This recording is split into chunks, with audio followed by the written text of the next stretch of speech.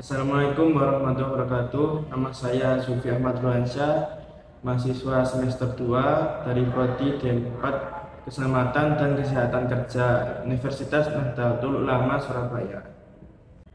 Jadi kita masuk di latar belakang. Apa sih sebenarnya latar belakang terbentuknya investigasi kecelakaan kerja? Karena tingginya kasus kecelakaan kerja menimbulkan pertanyaan bagaimana peran perusahaan dalam menekan angka kecelakaan kerja tersebut. Perusahaan berkewajiban menjaga keselamatan dan kesehatan setiap karyawannya.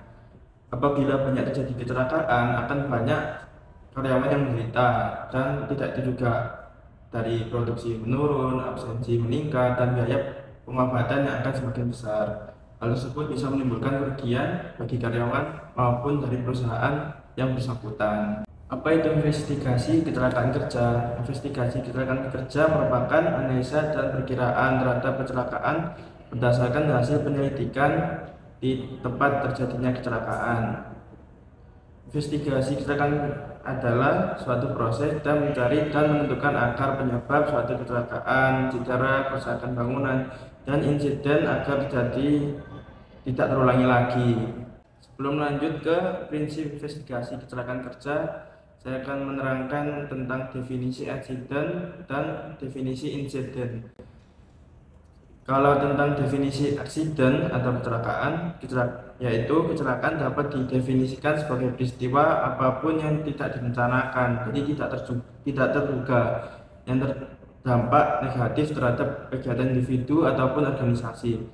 Sedangkan definisi insiden merupakan suatu kejadian yang tidak direncanakan atau tidak diinginkan dimanapun terjadi pertemuan dua bahaya atau lebih. Jadi prinsip investigasi kecelakaan kerja adalah untuk mencegah kejadian yang sama terjadi kembali. Selain itu, mengurangi risiko dan meningkatkan performa kesehatan kerja di tempat kerja. Dan juga penggunaan metodologi investigasi kecelakaan kerja akan membantu proses pengumpulan data, dan metodologi investigasi kecelakaan modern tidak hanya menganalisa bagaimana kecelakaan tersebut bisa terjadi, tapi mengapa kecelakaan tersebut dapat terjadi.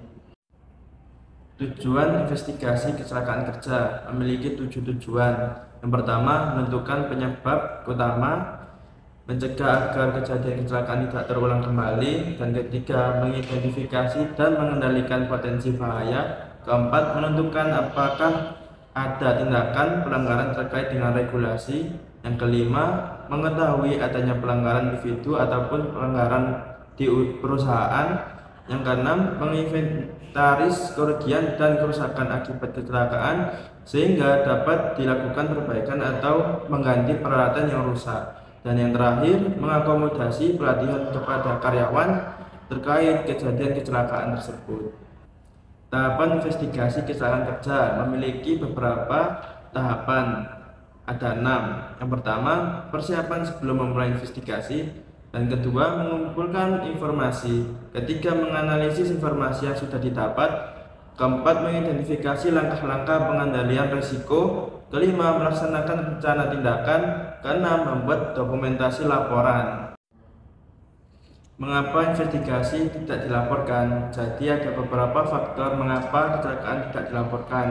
Yang pertama, takut tindakan disiplin. Yang kedua, menjaga catatan keselamatan tetap baik. Yang ketiga, takut hilangnya reputasi. Keempat, takut atas perawatan medis yang ada. Kelima, tidak menyukai perawatan medis. Enam, tidak ingin pekerjaan dihentikan. Ketujuh, menginginkan agar catatan tetap bersih. Kedelapan, agar tidak dikenakan sanksi. 9, melindungi tingkah laku orang lain. 10, kurang paham pentingnya pelaporan insiden yang ada. Sekian Talk About Safety episode 6 yang tentang investigasi kecelakaan kerja. Sampai berjumpa di episode selanjutnya. Wassalamualaikum warahmatullahi wabarakatuh.